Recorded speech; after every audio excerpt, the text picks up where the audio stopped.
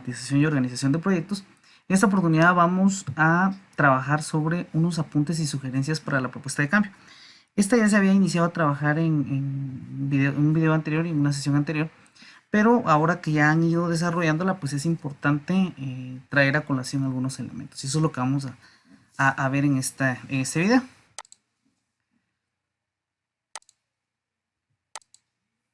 Tenemos entonces lo siguiente, perspectivas generales de la misma.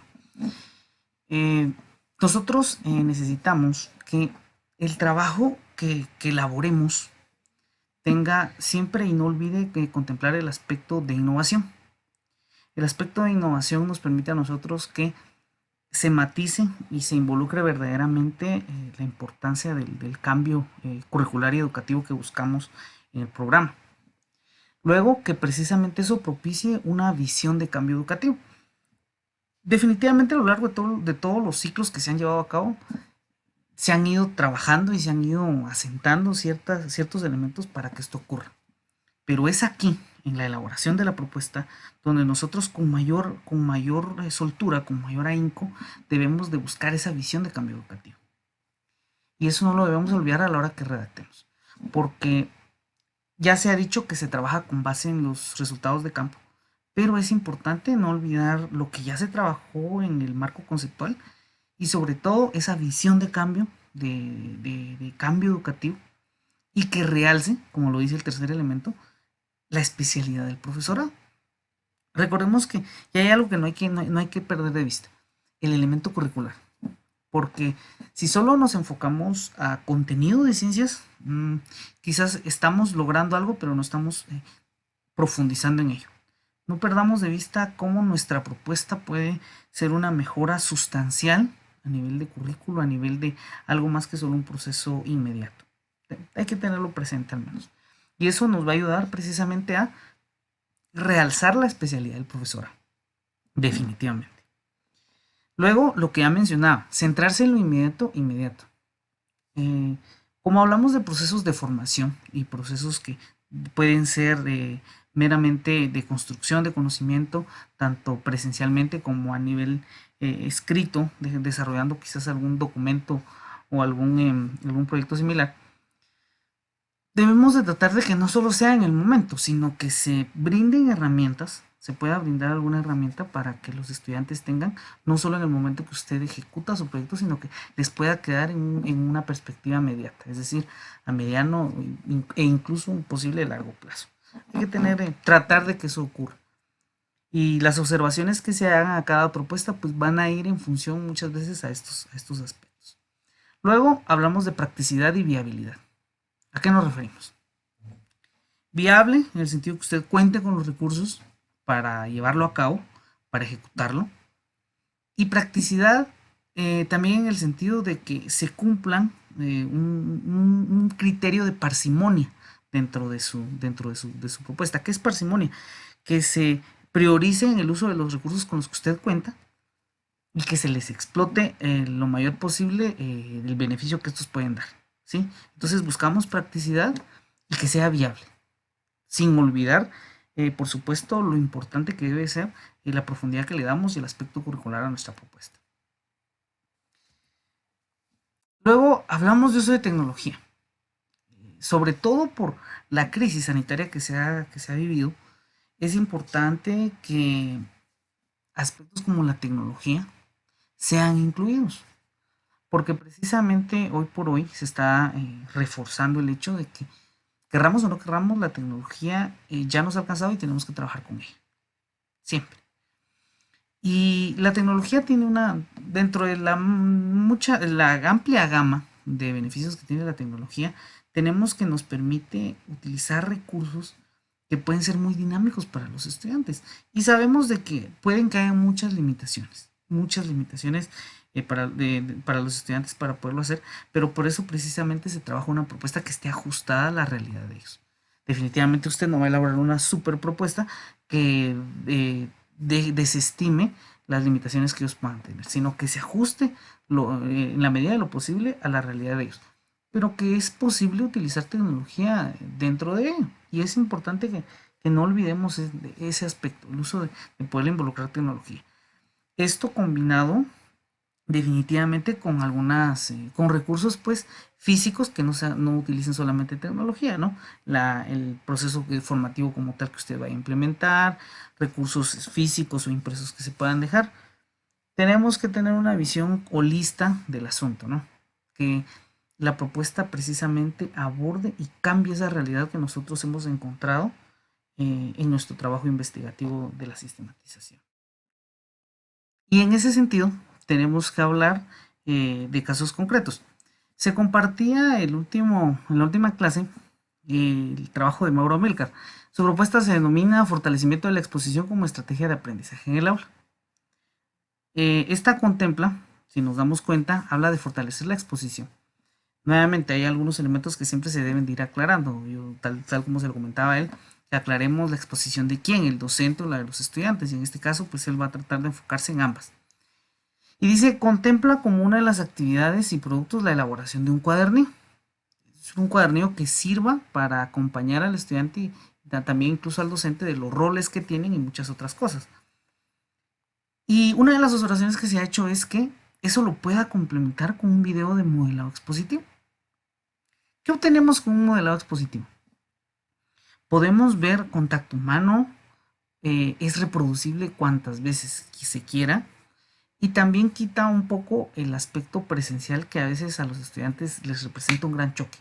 Es decir, cuando ya ellos de entrada tienen que venir y presentarse ante un público y exponer, ¿no? Puede hacerlo progresivamente y primero empezarlo a ver en videos, incluso ellos sugerirles que ellos se puedan grabar antes de poder exponer.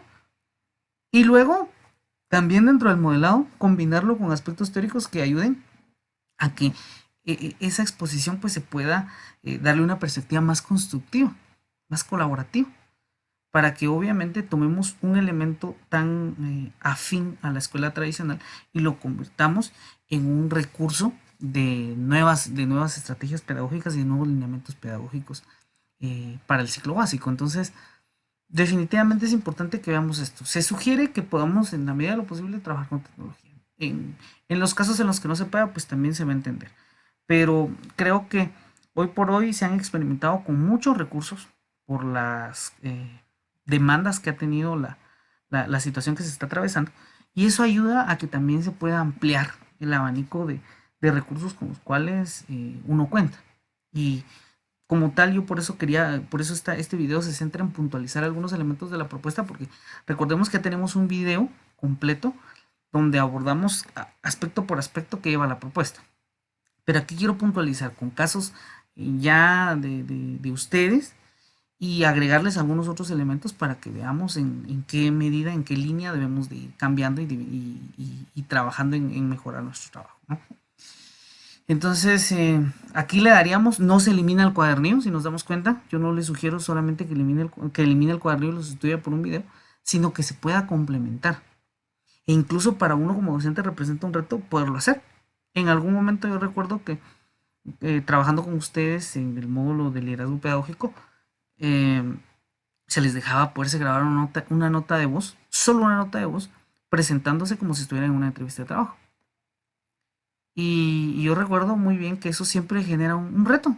Y esos retos son buenos tanto para la autoformación, para la metacognición que nos deja, y también para lo que nosotros podemos ofrecer más adelante a nuestros estudiantes en la perspectiva de variar los tipos de recursos que utilizamos, ¿no? Entonces, es muy importante que podamos, en la medida de lo posible, ir incorporando elementos de tecnología porque pues, nos van a ayudar mucho en el desarrollo de lo que hacemos. Bueno, y luego, bueno, tenemos esto. Y esto para mí es también bien importante que lo puntualicemos. Este es un tema de uno de ustedes, Damaris Solares, esta fue su investigación, estrategias de comprensión de contenido temático en el área de ciencias naturales. ¿Qué está buscando Damaris? Precisamente desgranar el cómo se puede abordar, comprender el contenido temático de ciencias naturales.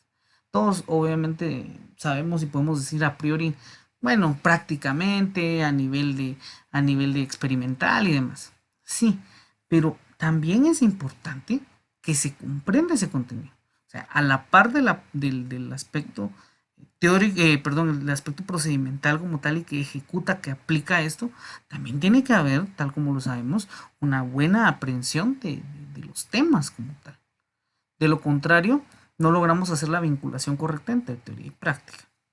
Entonces el tema de Damaris es muy interesante en ese sentido, abordando las estrategias de comprensión del contenido temático.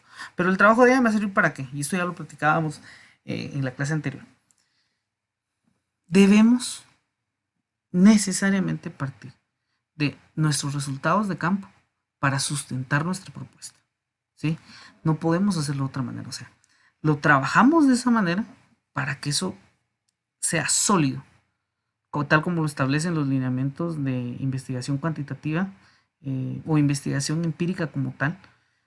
Hablamos de datos duros, datos que nos sustenten lo que nosotros queremos trabajar.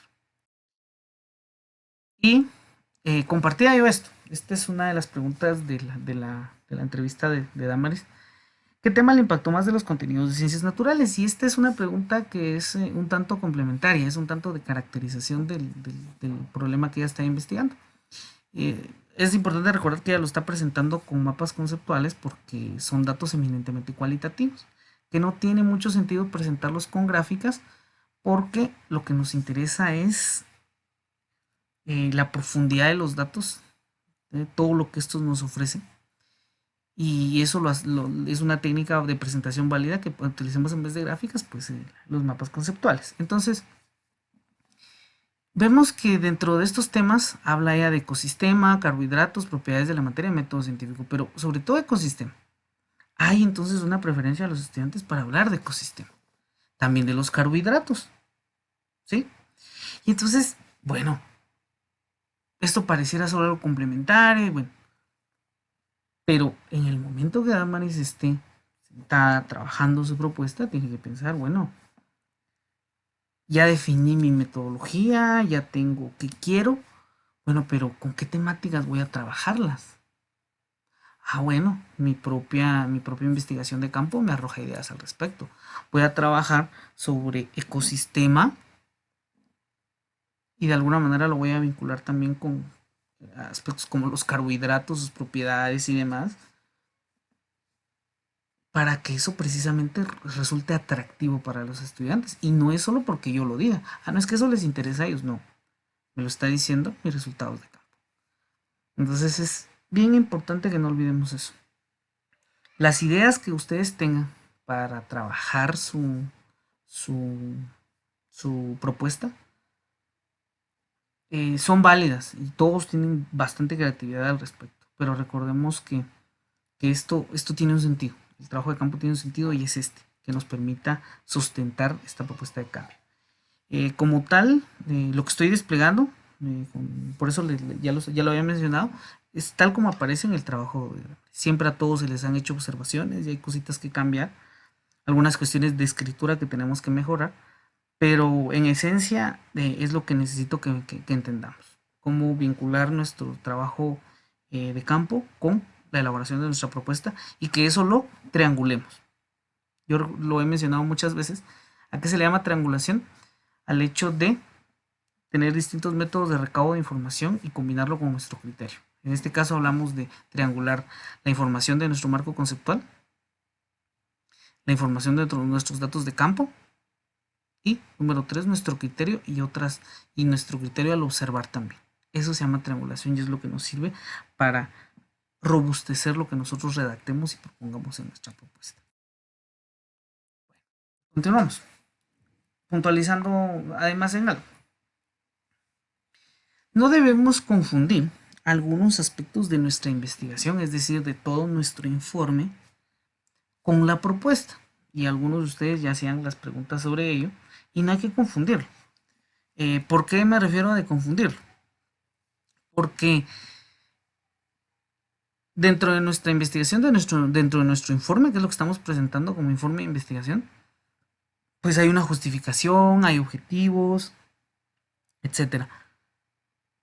Y algunos pueden decir, bueno, pues entonces lo copio de allá y lo traigo para acá. No. Todo el aspecto, todo lo que conlleva la propuesta de cambio está relacionado, parte de la investigación, pero es nuevo, es autónomo. Entonces, el nombre del proyecto, Yo elijo el nombre, usted elige el nombre del proyecto, que indique un verbo de acción, contribuir, implementar, impulsar, conservar, fortalecer. Nombra el establecimiento donde lo va a trabajar, el lugar donde es, y el responsable del proyecto, que en este caso sería usted.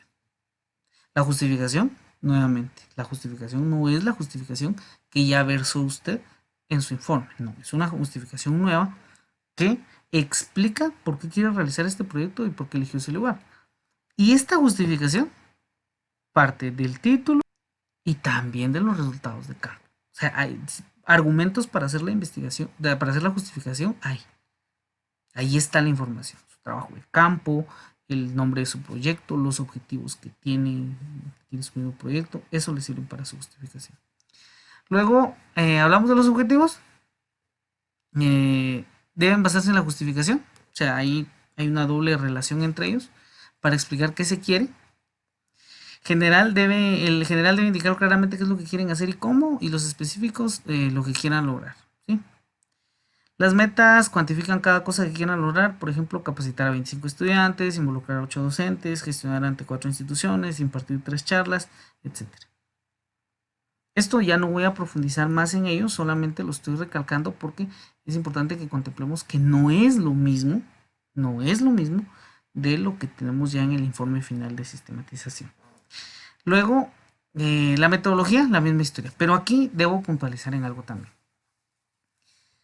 Recuerden, yo aquí les dejé como sugerencia métodos los propios de alguna escuela psicológica o pedagógica, método constructivista, social crítico, y las técnicas que estos conllevan, analítica, expositiva y demás.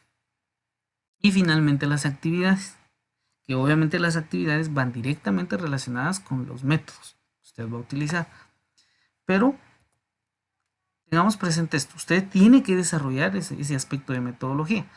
Entonces usted podría citar, aquí solo estoy dando yo ejemplos, que su método el constructivista, que es social crítico, pero hay otros que quizás van en la línea de estos paradigmas, pero que tienen y contemplan una metodología en sí mismos.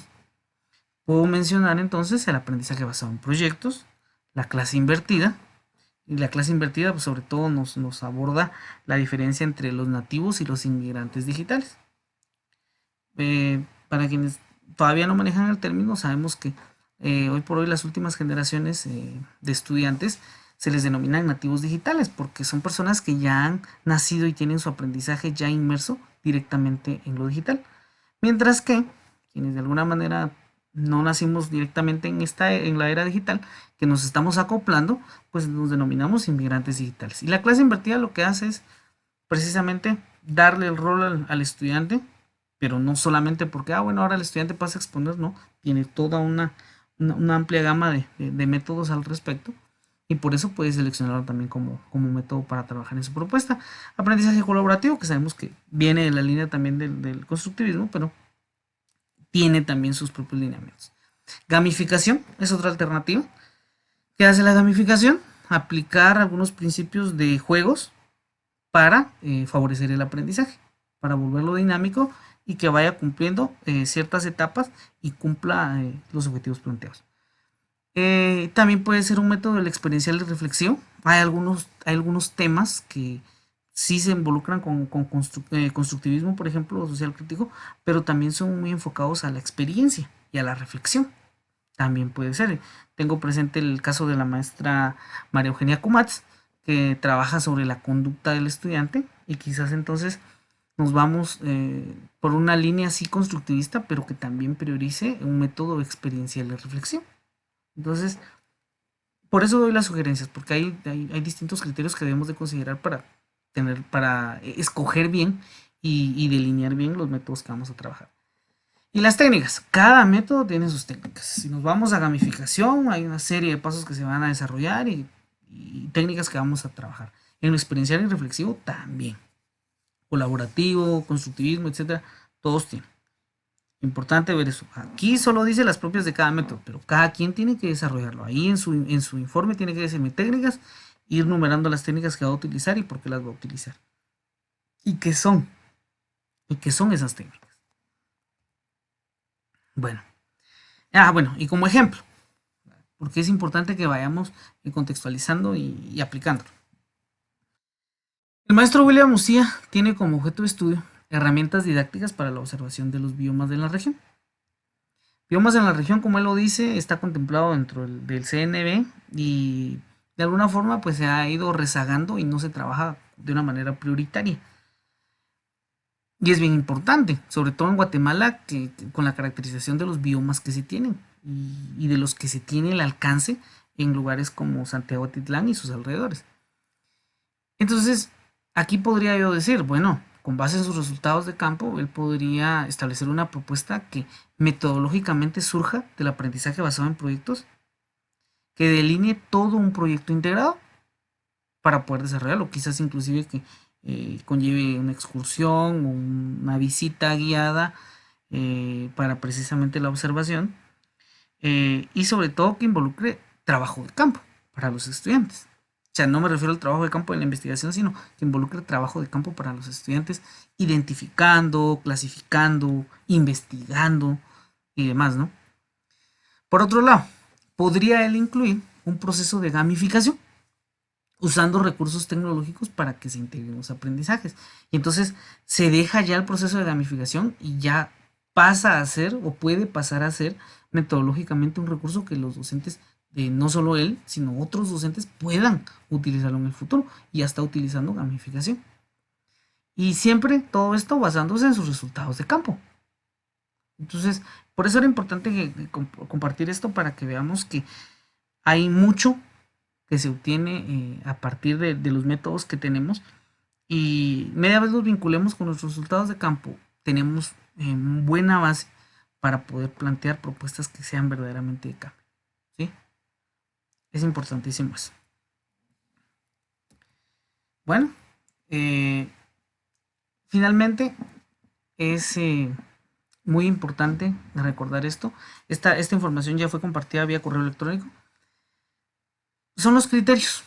La mayoría de ustedes, con algunas excepciones, están trabajando el análisis, interpretación y presentación de sus datos de campo, cosa que ya tendríamos que haber terminado hace ya un mes por lo menos.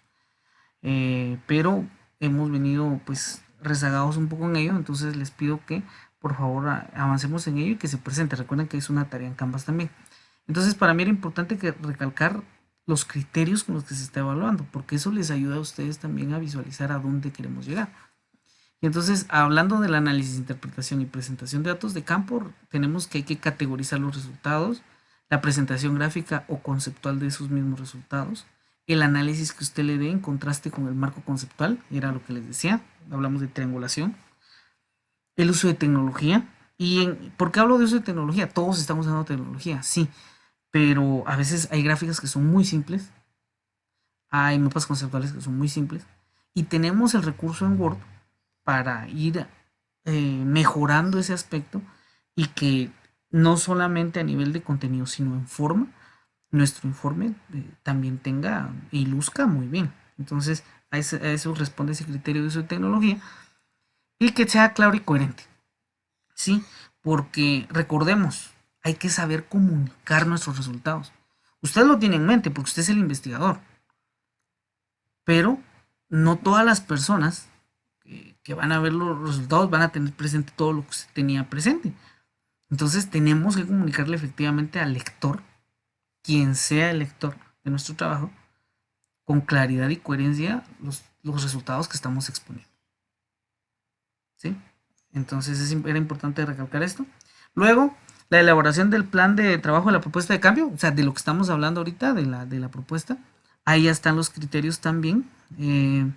Que se identifique claramente el proyecto, que la justificación esté sustentada y sea concreta, que haya coherencia entre sus objetivos y metodología.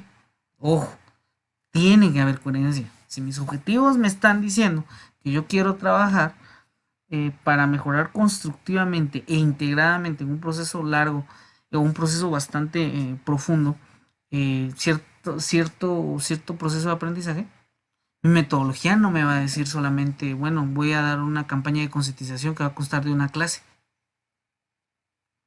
Necesitamos que haya coherencia entre los objetivos y su metodología de trabajo. Luego, el uso de tecnología.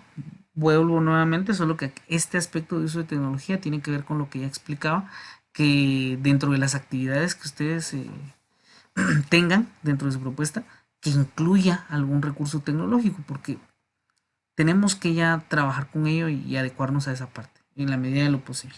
¿Sí? Descripción detallada y clara de las actividades, nuevamente para que se sepa bien qué se va a realizar. Que el cronograma también sea coherente y ajustado a las características del proyecto. Y ojo a esta parte.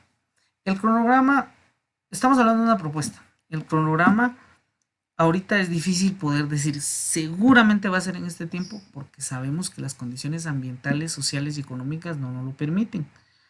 Pero con que podamos delinearlo con fechas tentativas, aunque después eso tenga que cambiarse, está bien, dejémoslo así. O pueden simplemente dejarle fechas pendientes.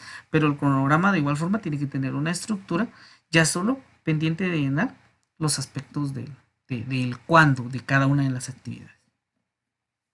Relevancia del proyecto respecto a los resultados de investigación. Nuevamente, de mi trabajo de campo tiene que ser relevante mi proyecto, mi propuesta, porque es lo que también me está sustentando la misma, ¿no?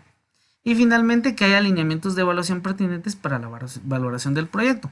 Recordamos que usted mismo designa cómo se va a evaluar su proyecto.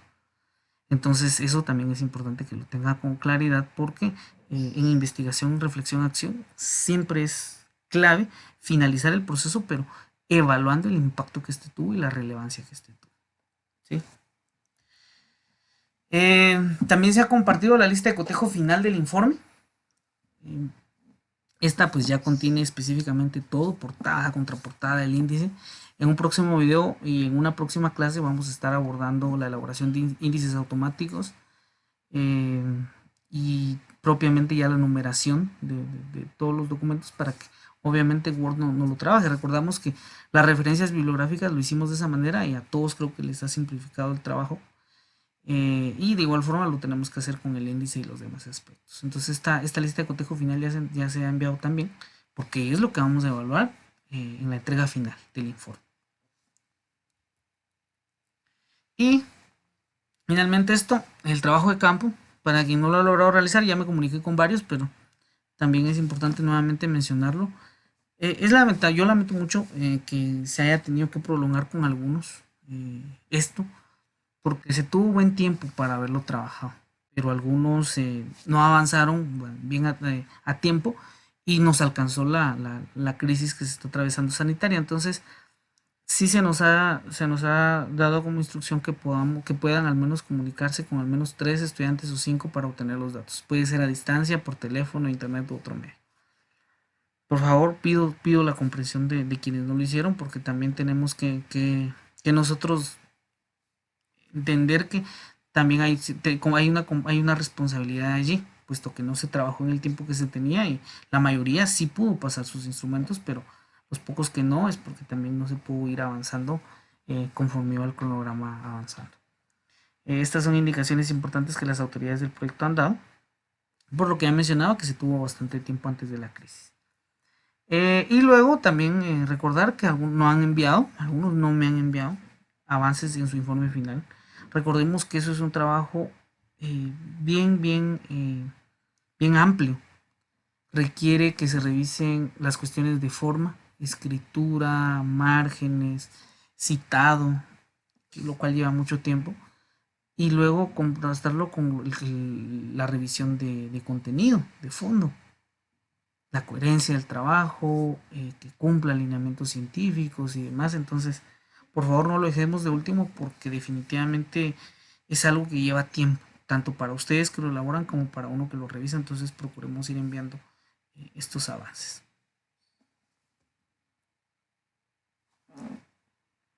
Con esto llegamos al final del video. Es un gusto poderlos saludar. Espero que esto sea de mucha ayuda para ustedes y nos estamos viendo en una próxima ocasión.